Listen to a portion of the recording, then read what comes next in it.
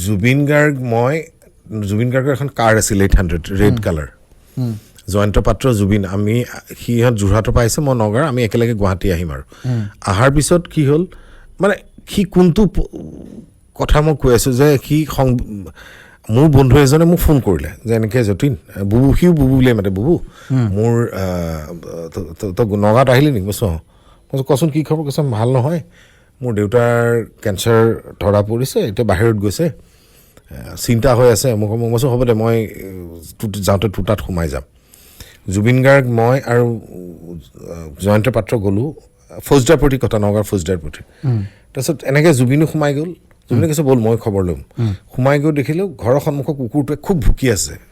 জুবিনে আমি ভাবিলোঁ আমাক দেখি ভুকিছে নেকি তাৰপিছত নাই জুবিনে মৰম চৰম কৰিলে তথাপি কুকুৰটোৱে কিবা ৰাউচি জোৰে ভুকে কিবা কিবি কৰে তাৰপিছত সোমাই গৈ জুবিনে মই গ'লোঁ সোমাই যাওঁতে যিটো ল'ৰাই মোক দুখেৰে ফোন কৰিছে তাৰ দেউতাকৰ কেঞ্চাৰ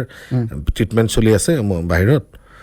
জুবিনে সোমাই গৈ দেখিছে কোনোবা ছোৱালীৰ লগত ফোনত কথা পাতি আছে জুবিনে অলপ দেৰি বহিলে বহাৰ পিছত মোক কৈছে যাওঁ মই কৈছোঁ কিয় তই মোক কি ঘৰলৈ আনিছোঁ কিয়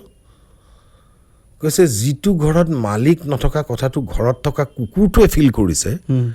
আৰু পুতেকে দেখোন কাৰোবাৰ লগত